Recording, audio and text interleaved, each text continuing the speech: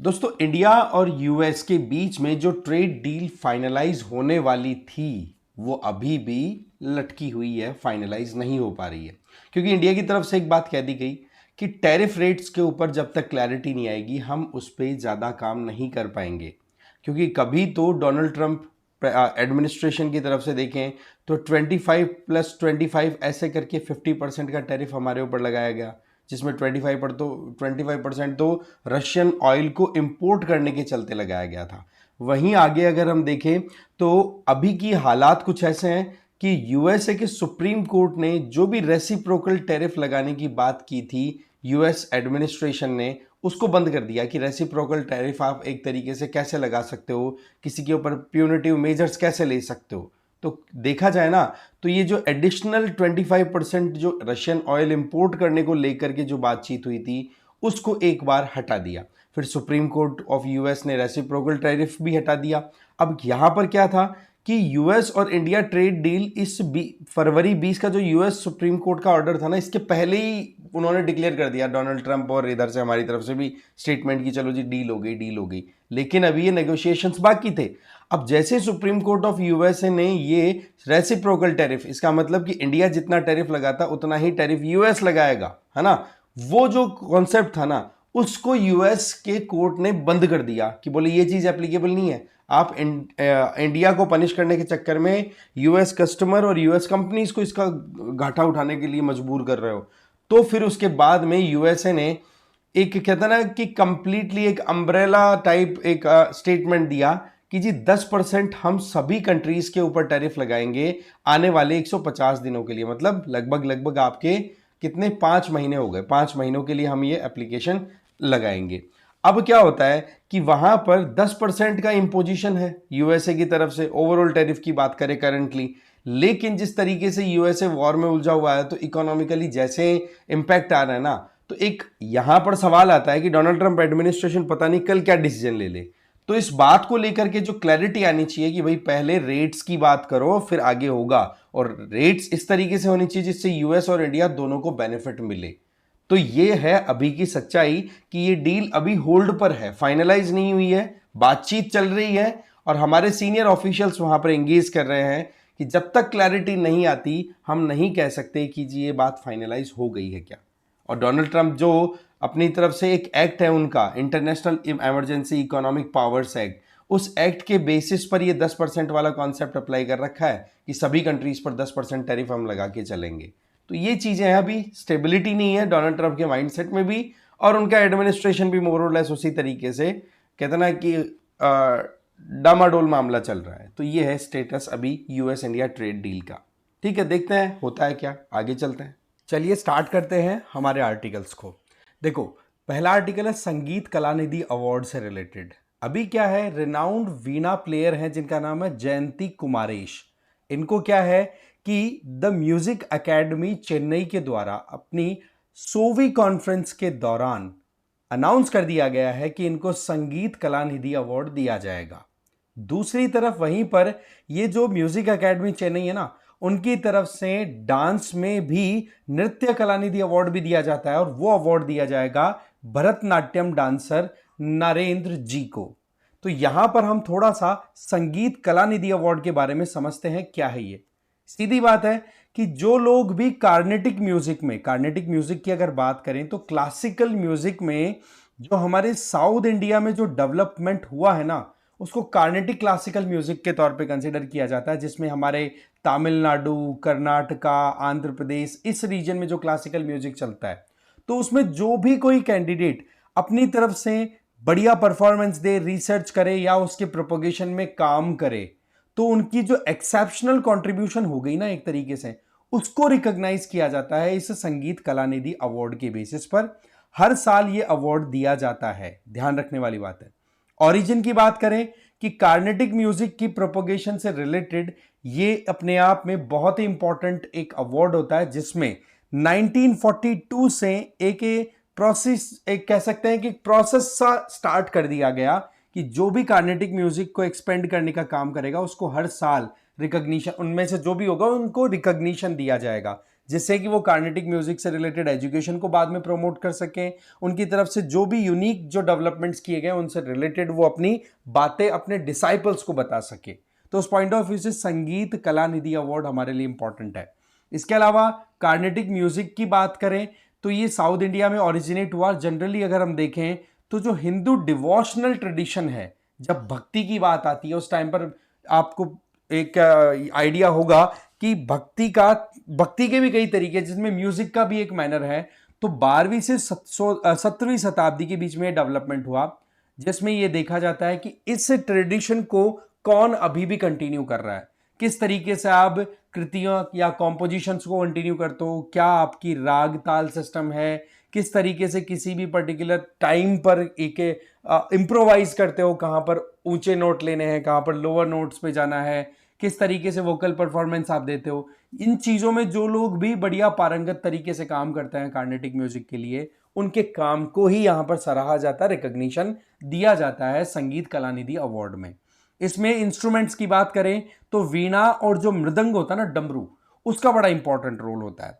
ध्यान रखने वाली बात है, ये अवार्ड कौन दे रहा है? म्यूजिक एकेडमी चेन्नई के द्वारा। और ये म्यूजिक एकेडमी चेन्नई की स्थापना कब हुई, ये हमें ध्यान रखने की जरूरत है। 1927 में जब ऑल इंडिया कांग्रेस का सेशन हुआ था ना मद्रास में, तब क्लासिकल म्यूजिक को प्रोमोट करने से संबंध में, क्लासिकल आर्ट्स को प्रमोट करने के संबंध में इसकी स्थापना की गई थी। ध्यान रखने वाली बात है कि हम जब इंडिपेंडेंस की फाइट कर रहे थे तो कल्चरली कैसे यूनाइट किया जाए देश को, उसमें एक बड़ा इंपॉर्टेंट रोल रहा।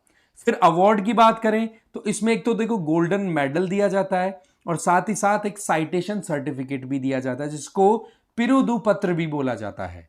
ठीक है, और ये कब दिया जाता है? हर साल दिसंबर महीने में जो म्यूजिक कॉन्फ्रेंस ऑर्गेनाइज कराई जाती है उसके द्वारा, उस टाइम पे।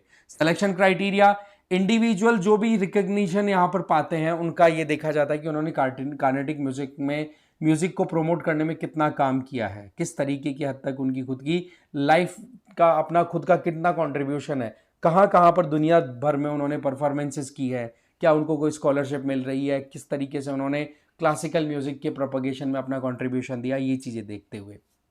ठीक है, दूसरा musical tradition point of view से देखें तो देखो एकेडमिक सेशंस होते हैं। अब क्या है कि जिनको भी संगीत कला निधि अवार्ड दे दिया गया ना, अब उन लोगों को एक तरीके के प्रोफेसर का टैग भी मिल गया। अब वो लेक्चर्स भी ले सकेंगे, कार्नेटिक म्यूजिक से रिलेटेड जो भी ट्रेडिशंस हैं उनका डिस्कशन भी कर पाएंगे, एनुअल कॉन्फ्रेंसेस में अपनी प्रेजेंटेशन भी दे पाएंगे, जिससे क्या होगा, प्रेजेंटेशन देना क्या, प्रिजाइड भी कर पाएंगे कि किसको अवार्ड देना है किसको नहीं। मतलब उनकी एक्सपर्टीज को रिकॉग्निशन यहां पे मिल जाता है। अब जिनको दिया जा रहा है जयंती कुमारेश, उनकी बात करें तो ये सरस्वती वीणा पर बहुत ज्यादा पारंगत एक कह सकते हैं पर्सनालिटी है, और इनको जो ज्ञान दिया गया था वो दिया गया था एस बालचंदर के द्वारा। ठीक है, म्यूजिक कंट्रीब्यूशन देखा जाए तो इनके द्वारा वीणा को बहुत ज्यादा प्रोपोगेट किया है, अलग अलग वर्ल्ड लेवल की कॉन्सर्ट्स में पार्टिसिपेट करते हुए, अलग अलग जगहों पर कोलैबोरेट करते हुए। कोलैबोरेशन और रिकॉग्निशन की अगर बात करो तो एक एग्जांपल आप समझिए, जाकिर हुसैन जी जो कि तबला वादक रहे, उनके साथ भी जयंती कुमारेश ने मिलकर के कई कॉन्सर्ट्स किए हैं। तो आप समझ सकते हैं कितना इंपॉर्टेंट इनका रोल हो गया कार्नेटिक म्यूजिक को एक्सपेंड करने में। तो उसी पॉइंट ऑफ व्यू से इनको ये फिर रिकॉग्निशन दिया जा रहा है।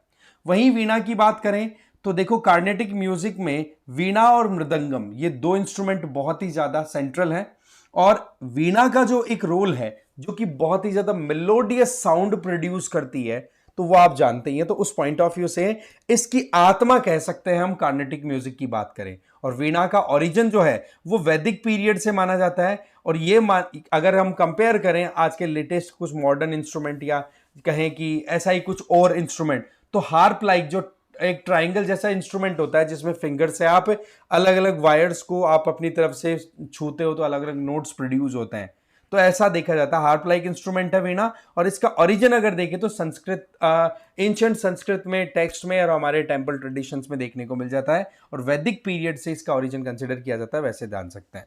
वीणा एक वुडन रेजोनेटर, मतलब एक गोला होता है, ठीक है, बड़ा सा एक इस तरीके से स्ट्रक्चर होता है जिसमें एक बड़ा सा रेजोनेटर होता है जहां पर साउंड को एक एम्पलीफिकेशन मिलता है। साथ ही साथ इसकी लॉन्ग नेक होती है, 24 इसमें फ्रेट्स होते हैं, फ्रेट्स का मतलब क्रॉस इस तरीके से मेटेलिक वायरिंग या प्लेटिंग होती है, 4 मेडलरी स्ट्रिंग होते हैं, तो 3 ड्रोन स्ट्रिंग्स होते हैं। इस तरीके से पूरा वो इसका कॉम्बिनेशन होता है। इसके अलावा देखा जाए तो मॉडर्न फॉर्म में जो थंजावुर टाइप वीणा है उसके डेवलपमेंट की बात करें तो वो देखो 17 सेंचुरी में रघुनाथ नायक जो थे, रूलर थे तमिलनाडु रीजन के, उनके अंडर में थंजावुर टाइप वीणा का डेवलपमेंट हुआ। तो थोड़ा एंशंट पॉइंट ऑफ व्यू से, आप एंशंट या हिस्टोरिकल पर्सपेक्टिव से याद रख लेना इन चीजों को। कल्चरल और रिलीजियस सिग्निफिकेंस, देखो सरस्वती माता का खुद का यंत्र, वाद्य यंत्र हम देखते हैं वीणा का ही दिखता है, तो वहां पर हम इसे विजडम, ज्ञान से भी कनेक्ट करते हैं, म्यूजिक से भी कनेक्ट करते हैं, और एक तरीके की आर्टिस्टिक लर्निंग। तो एक अपने आप में कल्चरल ट्रेडिशन जो है इंडिया का, उसमें बहुत इंपॉर्टेंट रोल हो जाता है वीणा का। फिर बात करते हैं ट्राइसल्फाइड मेटाथेसिस रिएक्शन। देखो मेटाथेसिस का मतलब होता है, आप क्या करते हो कि एक तरीके का एक्सचेंज होता है, या फिर कहो चेंजिंग इन प्लेसेस, या इसको कहेंगे ट्रांसलोकेशन। मानो कि एक दो चीजें एक साथ पास में आई, एक ने अपनी चीज दूसरे को दे दी और दूसरे से एक चीज अपने पास में ले ली, और इसके चलते एक अच्छी बॉन्डिंग क्रिएट हो गई। ये जो प्रोसेस होता है इसको मेटाथेसिस बोल दिया जाता है। और अभी क्या है कि ट्राइसल्फाइड्स का जो सब्सटेंस है उसके ऊपर फिलिंडर यूनिवर्सिटी की तरफ से रिसर्च की गई है, और उसमें यह देखा गया कि ट्राइसल्फाइड का मतलब एक ऐसा सब्सटेंस जिसमें आपके पास में मॉलिक्यूलर लेवल पे जाओ तो आपको 3 सल्फर के कंटेंट देखने को मिल जाएंगे, 3 सल्फर के मॉलिक्यूल्स देखने को मिल जाएंगे। तो वो ट्राइसल्फाइड जो है उनकी रिएक्शन जब कराई गई तो पता पड़ा कि सल्फर का जो सब्सटेंस है वो एक मॉलिक्यूल से दूसरे मॉलिक्यूल में ट्रांसफर होता है, और वो एक बॉन्डिंग क्रिएट कर लेते हैं दो अलग अलग पोर्शन के मॉलिक्यूलर कॉम्बिनेशंस को डेवलप करते हुए। मतलब दो अलग अलग मॉलिक्यूलर कॉम्बिनेशन है, बट उनके बीच में सल्फर की बॉन्डिंग हो गई सल्फर एक्सचेंज के चलते। ये जो चीज है ये आप देखो फार्मास्यूटिकल इंडस्ट्री के लिए, या प्लास्टिक बेस्ड या पॉलीमर बेस्ड जो भी हमारे सिस्टम चलते हैं उनकी बात करें, तो ये एक बहुत बड़ी ब्रेक थ्रू के तौर पे कंसिडर किया जा रहा है। और इसके पीछे कारण क्या है कि सल्फर चेन का जो एक्सचेंज हो रहा है, क्योंकि यहां पर सल्फर का कैसा होता है, ट्राइसल्फाइड है, 3 सल्फर के आपको एलिमेंट्स दिखेंगे, समझ गए। तो वो जो 3 सल्फर्स हैं उन्हीं के चलते ही ये बॉन्डिंग क्रिएट होगी, और एक पॉलीमर के तौर पे लंबी चेन भी आप क्रिएट कर सकते हो। अच्छा, वो जो चेन क्रिएट होगी वो एक बार सिंगल डायरेक्शनल नहीं होगी, उसको रिवर्स भी किया जा सकता है। आप सोचो कि फार्मास्यूटिकल इंडस्ट्री में कितने एक्सपेरिमेंट्स हमें करने होते हैं, आजकल कैंसर जैसी बीमारियों को ट्रीट करने के लिए कितनी ज्यादा हम मेथड्स पे रिलाई कर रहे हैं, तो वहां पर इसकी यूटिलिटी हो सकती है। और इसमें सबसे बेस्ट एडवांटेज क्या आ रहा है कि आप इसको रूम टेम्परेचर पर ऑपरेट करा सकते हो, ना तो ज्यादा हीट की जरूरत है, ना लाइट की, ना कोई आपको स्पेसिफिक कैटालिस्ट डालने की जरूरत है। तो ट्राइसल्फाइड ये जो मेटाथेसिस है इसकी बात करें तो ये न्यूली डिस्कवर्ड केमिकल प्रोसेस है, जिसमें 3 सल्फर वाले जो एटम्स हैं वो क्या करते हैं, सल्फर कंटेंट को या सल्फर एटम को एक्सचेंज कर लेते हैं, जिससे एक तरीके की बॉन्डिंग क्रिएट होती है। और ये जो एक्सचेंज वाला मैकेनिज्म है इसी को हम मेटाथेसिस बोलते हैं, जिसके चलते पार्टनरशिप बन जाती है स्वैपिंग प्रोसेस के बेसिस पे, कि एक आपने एटम सल्फर का दूसरे को दिया, दूसरे से आपने लिया, और बॉन्डिंग क्रिएट हो गई। बोले ये जो चीज है ना, इसका यूज बहुत ज्यादा वर्सेटिलिटी पॉइंट ऑफ व्यू से देखा जा रहा है, और सबसे इंपॉर्टेंट माइल्ड कंडीशंस में इसको परफॉर्म करना पॉसिबल है। ऐसा नहीं कि पहले जिस तरीके से सल्फर रिलेटेड जो भी इस तरीके से सल्फर की जो रिएक्शन किया करते थे, जिसमें आप देखो यहां पर कि आपके पास में डाइमिथाइल फॉर्मेल्डिहाइड का सॉल्वेंट होना चाहिए, ठीक है, ये भी एक केमिकल है, डाइमिथाइल फॉर्मेल्डिहाइड, फॉर्मोमाइड, फॉर्मेल्डिहाइड नहीं फॉर्मोमाइड। इसके सोल्यूशन में आपको जो रिएक्शन करवानी है ट्राइसल्फाइड्स की वो डाल दो, वो ऑटोमेटिकली अपने हिसाब से काम करना स्टार्ट कर देंगे। आपको एडिशनल हीट देने की जरूरत नहीं है, आपको लाइट एक्स्ट्रा देने की जरूरत नहीं है, ना आपको कोई कैटलिस्ट एक्स्ट्रा देने की जरूरत है। मतलब एक नॉर्मल सर्कमस्टांसेस में आप एक अच्छी बॉन्डिंग क्रिएट कर सकते हो ट्राइसल्फाइड्स के बीच में, जिसके चलते हमारी कई एप्लीकेशन सॉल्व हो पाएंगी। इसमें इक्विलिब्रियम का भी कॉन्सेप्ट बताया है कि जब दो मॉलिक्यूल्स एटम चेंज करते हैं और वो चिपक जाते हैं, तो उसमें इंटरेस्टिंग चीज क्या है कि वो जो बॉन्डिंग हुई है उसको रिवर्स भी किया जा सकता है ना। बॉन्ड जो एक्सचेंज में किए हैं वो फुल्ली रिवर्सिबल है। इसका मतलब ये हो गया कि अगर एक अरेंजमेंट गड़बड़ हो गया तो आप उसको रीअरेंज करके रिपीट करके भी करवा सकते हैं। बेनिफिट, ये नई ड्रग डेवलपमेंट्स में बहुत बेनिफिट करेगा। जैसे कि आपको मैं बताऊं कि कैंसर जैसी बीमारियां होती हैं उनको ट्रीट करना है, या जो ट्यूमर को हम कंट्रोल करना चाहते हैं, जो भी जिस तरीके गांठें बन जाती हैं शरीर में, तो उनको टैकल करने से रिलेटेड एक पर्टिकुलर हम ड्रग यूज करते हैं, दैट इज कैलीचैमिसिन। ठीक है, ये क्या होता है, ये एक तरीके की एंटी ट्यूमर एंटीबायोटिक है।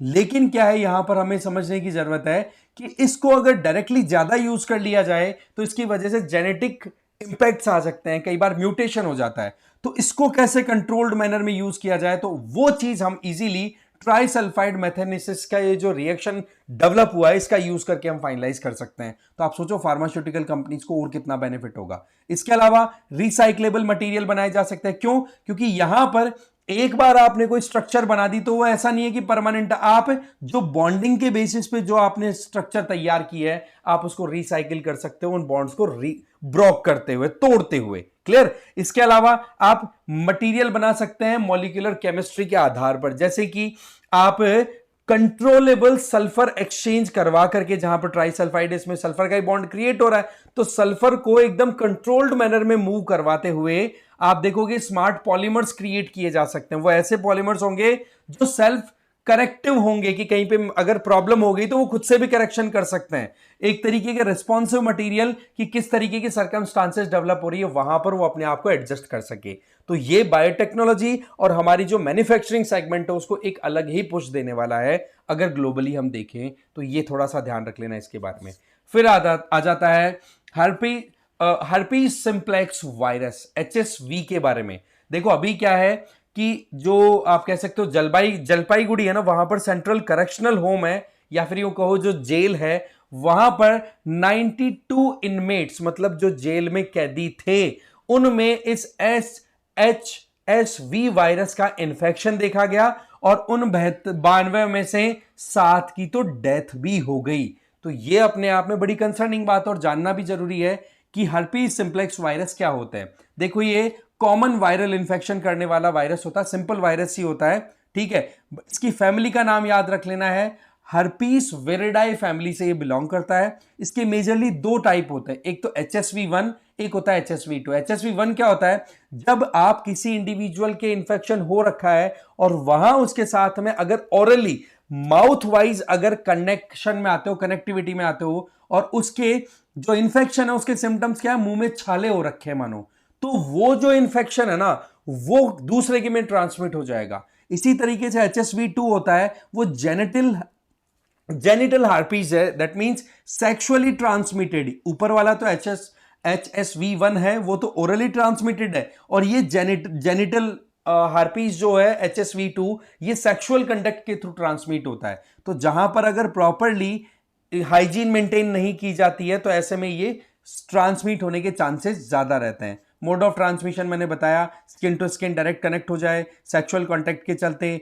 या फिर इन्फेक्टेड बॉडी फ्लूइड जो रिलीज हो जाता है, मान लो कहीं सो रहे हैं, वहां पर किसी इन्फेक्टेड इंडिविजुअल की बॉडी से निकल करके कोई फ्लूइड वहां पे रह गया और आप जाकर के उसी फिर बेड को यूज कर ले, तो फिर इन्फेक्शन के स्कोप बन जाते हैं। सिम्टम्स देखो, ब्लिस्टर्स क्रिएट हो जाते हैं, सोर्स क्लियर हो जाता है, अगेन वही छाले टाइप या फिर आपका वो धब्बे से बन जाते हैं, रेड स्पॉट से, है ना, ईचिंग होती है, बुखार आने लग जाता है, इवन गले में जिसको हम टॉन्सिल बोलते हैं ना, वहां वो जो स्वॉलन लिम्फ नोड है उस पे इंफेक्शन साफ साफ दिखाई पड़ता है। नॉर्मली तो अगर देखें तो इन्फेक्शन जो होता है वो कई समय तक तो एसिम्प्टोमेटिक होता है, आपको इनमें से कोई इन्फेक्शन नहीं दिखेगा। लेकिन ये जो वायरस जब डोरमेंट होता है तब तो कुछ असर नहीं होता, और ये कहां पर डोरमेंट होता है, कहां पर रुके रहते हैं, नर्व सेल सिस्टम में, या आप देखोगे हमारी बॉडी में ये कहीं ना कहीं अपनी पोजीशन लेके रखते हैं। फिर जैसे ही इम्यूनिटी थोड़ी वीक होगी ये रिएक्टिवेट होते रहते हैं और पीरियोडिकली इन्फेक्शन को दिखाते रहते हैं कि किस तरीके से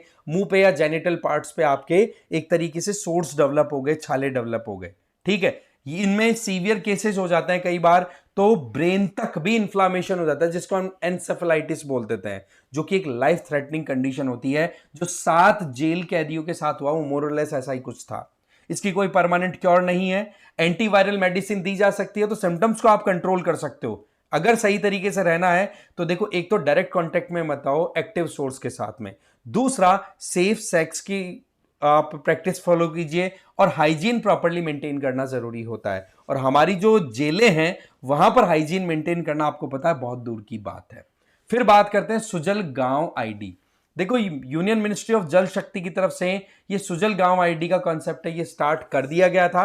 अब मोर और लेस इसमें सभी स्टेट्स ने अपनी तरफ से काम करना स्टार्ट कर दिया और अचीवमेंट भी अच्छा कंसिडर किया जा रहा है। सवाल ये है, क्या है ये सुजल गांव आईडी? देखो, हमारे गांव में जो टैप्ड वाटर दिया जा रहा है ना, ड्रिंकिंग वाटर, उसकी एक लोकेशन आइडेंटिफाई करना कि किस गांव में कहां पर किसको टैप्ड वाटर दिया गया है और उस टैप्ड वाटर की सप्लाई कहां से हो रही है, कौन से टंकी से। इससे क्या होगा कि कल को ना अगर कोई डैमेज हो जाए किसी के पानी की सप्लाई में, तो इजीली ट्रेस करके और उन टंकियों का वो जो रिपेयर करवाना, मेंटेनेंस करवाना, वो इजीली हो सके। तो सबसे इंपॉर्टेंट सुजल गांव आईडी है, scheme based unique digital identifier का काम करने वाला है। स्कीम ध्यान रख लेनी, जल जीवन मिशन के तहत है। ऑब्जेक्टिव यह है कि एक ऐसा डिजिटल डेटाबेस हम डेवलप कर ले जहां से ड्रिंकिंग वाटर किसको कहां से मिल रहा है उसकी मॉनिटरिंग अच्छे से हो सके। इसमें डिजिटल इंटीग्रेशन पे ध्यान दिया जा रहा है, क्योंकि इसमें आपके पास में एक प्लेटफॉर्म है, that is Sujalam Bharat digital architecture. इसमें क्या होगा, पानी कहां से आ रहा है, किसके घर तक जा रहा है, उसकी पूरी डिटेलिंग होगी, तो आपको परेशान नहीं होना पड़ेगा और वहीं पर आप कंप्लेंट डाल दोगे भाई रिपेयर करना है या फिर कुछ और मेंटेनेंस का इशू है। अभी तक 1.64 लाख सुजल गांव आईडीज इशू कर दी गई है 31 स्टेट्स और यूटीज के अक्रॉस। 67,000 सुजलम भारत आईडीज दे दी गई है। समझ गए, ध्यान रख लेना। गवर्नेंस इंपैक्ट की बात करें, transparency, accountability, real time monitoring हो पाएगी। रूरल वाटर सप्लाई की अगर बात करें एक सर्विस के तौर पे, जिसमें आपके घरों तक सेवाएं दी जा रही है। टारगेट हमारा 2047 तक विकसित भारत बनाना, तो वो उस पॉइंट ऑफ व्यू से। फंडिंग की बात करें तो सुजलम गांव आईडी का जो फंडिंग है वो कैसे आ रहा है, इसके लिए देखो जल जीवन मिशन 2.0 जब से लॉन्च हुआ उसमें साफ साफ ये कहा गया है कि स्टेट्स को फंडिंग तब मिलेगी जब वो इस तरीके के आईडीज अपने लेवल पर गांव गांव में क्रिएट करेंगे। तो इससे क्या हो गया, एक तरीके से ऑब्लिगेटरी कंडीशन यहां पर डेवलप कर दी। इससे डिजिटल गवर्नेंस ज्यादा प्रोमोट होगी, एफिशिएंट डिलीवरी सर्विसेज पॉसिबल हो पाएगी। सुजलम भारत की बात करें तो ये एक नेशनल डिजिटल आर्किटेक्चर है जो कि रूरल ड्रिंकिंग वाटर सप्लाई को इंश्योर करने का काम करता है, और ये सारा काम हो रहा है जल जीवन मिशन के तहत। ऑब्जेक्टिव सीधी बात है, डिजिटल मैपिंग करना और डिजिटल प्रॉपर मॉनिटरिंग करना और मेंटेनेंस और इन चीजों पे काम करना। इसका मतलब डिजिटल टूल्स का यूज करते हुए ट्रांसपेरेंट मैनर में काम हो। फिर डिजिटल इंटीग्रेशन पे काम, इसमें इंफ्रास्ट्रक्चर डेटा को आप यहां पर इंटीग्रेट करेंगे, सर्विस किन किन एरियाज में किन गांवों को मिल रही है वो यहां पर मेंटेन रहेंगी, और साथ में स्कीम की इंफॉर्मेशन भी कि भाई कहां पर क्या चीजें नई आ रही हैं। अगर हम जल जीवन मिशन की बात करें तो इजीली एक इंडिविजुअल अपनी तरफ से और गवर्नमेंट भी अपनी तरफ से एफर्ट यहां पर डाल सकती है। Monitoring function, real time tracking, transparency, evidence base, ये सारी चीजें हैं। जल जीवन मिशन 2.0 की बात करें तो इसमें तो डिजिटल सेगमेंट पे बेसिस पे आगे काम किया जा रहा है कि अगर जैसे घरों में गैस सिलेंडर या आपकी जो पाइपलाइंस के थ्रू जो नेचुरल गैस का कनेक्शन दिया गया है उसमें भी तो मॉनिटरिंग होगी ना कि कहीं पर लीकेज तो नहीं हो रहा है, किसी को अगर बिल प्रोड्यूस हो रहा है तो उसमें चैलेंज आ रहा है, तो वही चीज यहां पर भी देखी जाएगी कि पानी की सप्लाई जो घरों तक दी जा रही है गांव में वो प्रॉपर्ली तो हो रही है, कहीं लापरवाही तो नहीं हो रही। ठीक है, फिर बात करें प्रिट्जकर आर्किटेक्चर प्राइज के बारे में। देखो, प्रिट्जकर आर्किटेक्चर प्राइज को अगर हम देखें ना तो इसको नोबेल प्राइज ऑफ आर्किटेक्चर भी बोला जाता है। ठीक है, अब की बार चाइना के लिउ जियाकुन को यह अवार्ड दिया गया है। इस अवार्ड की बात करें तो 1979 में से स्टार्ट किया गया था जय ए प्रिट्जकर और सिंडी प्रिट्जकर के द्वारा, याद रख लें। नंबर 2 दिया देने वाली इंस्टीट्यूशन हयात फाउंडेशन है ना, वो किस काम के लिए, क्या तरीके से आर्किटेक्ट्स हैं वो एक तरीके से इनोवेटिवली काम कर रहे हैं, उनका टैलेंट क्या है, किस तरीके की आज की सिचुएशन को देखते हुए वो आर्किटेक्चरल डिजाइन तैयार करें जो कि ह्यूमन एवोल्यूशन, ह्यूमन डेवलपमेंट में अपना कंट्रीब्यूशन दे सके। जो जितना बढ़िया काम करेगा अकॉर्डिंगली फ्री ऑफ प्राइस दे दिया जाएगा। हमारे देश में पहली बार किसी ने यह अवार्ड रिसीव किया था 2018 में, और वो थे बालकृष्ण दोषी, याद रख लेना भाई। इसके अलावा आप बात कर लेते हैं थोड़ा सा रिवीजन की। देखो, सुजलम भारत से रिलेटेड है कि ये national digital architecture of rural drinking water, जिसमें सप्लाई सिस्टम को डेवलप किया जाएगा और मॉनिटर भी किया जाएगा, और जल जीवन मिशन के अंडर, ये बात बिल्कुल सही है। संगीत कलानिधि अवार्ड है, ये किसके द्वारा दिया जाता है, Indian council for cultural relation? नहीं जी, ये तो तमिलनाडु बेस्ड हमारा जो इंस्टीट्यूशन था, ध्यान रख लेना वो। फिर आता है सुजल गांव आईडी की बात करें तो ये कौन सी गवर्नमेंट के द्वारा ये अवार्ड दिया, आई मीन गवर्नमेंट की तरफ से ये जो इशू की जा रही है आईडीज, क्या ये अमृत मिशन के तहत नहीं, ये तो हमने अभी देखा था जल जीवन मिशन के तहत है ना, तो थोड़ा सा ध्यान रख लेना। अभी आप लोगों के लिए क्वेश्चन नंबर 90 और 94 ये PYQ से पिक किए हुए हैं, आंसर आपको कमेंट्स में दे देना है। कल के जो आपके सवाल थे, जिसमें एक तो डिलिमिटेशन कमीशन से रिलेटेड था, तो उसमें 4 इसका आंसर जाएगा, और दूसरा था एटमॉस्फेरिक हीटिंग से रिलेटेड। तो पहला स्टेटमेंट क्या बोल रहा है? Atmosphere is heated more by incoming solar radiation by than by terrestrial radiation. देखो, इंसोलेशन के लिए तो एटमॉस्फेयर में इतना कोई प्रॉब्लम आती नहीं है, वो आ जाते हैं, एंट्री कर जाते हैं। लेकिन जब आउटगोइंग जो रेडिएशन होते हैं, जो अर्थ सरफेस से वापस बाहर स्पेस की तरफ जाने की कोशिश करते हैं, वो टेरेस्ट्रियल रेडिएशन होती है, वो होती है लॉन्ग वेव्स। और लॉन्ग वेव्स को ट्रैप करने में हमारी ग्रीन हाउस गैसेज एक्टिव रहती हैं। तो इस केस में जो आउटगोइंग रेडिएशन है उसकी वजह से हीटिंग होती है, ना कि इनकमिंग की वजह से। तो पहला तो गलत है। दूसरा, carbon dioxide and other greenhouse gases in atmosphere are good absorbers of long wave radiation, ये मैंने आपको बता दिया, बिल्कुल ठीक है। तो इस तरीके से आप करेक्ट स्टेटमेंट निकालोगे तो पहला स्टेटमेंट इनकरेक्ट है, दूसरा स्टेटमेंट करेक्ट होता, आंसर इज डी। तो दोनों के आंसर देखो डी है, आप यहां पर डिटेल में देख सकते हैं। फिर बात आती है, आपको चाहिए पीडीएफ, तो देखो लिंक है ना, वो हर वीडियो के नीचे आपको पिंड कमेंट में दे दिया जाता है। वहां पर क्लिक करके और एक पर्टिकुलर चैनल आपको कहते हैं ना, उसको बैच की तरफ डायरेक्ट कर दिया जाएगा, वहां से डाउनलोड कर लेना। बाकी इस क्यूआर कोड को स्कैन करके आप लेटेस्ट अपडेट्स ले सकते हैं टेलीग्राम पर। वीडियो में इतना ही था। Thank you very much.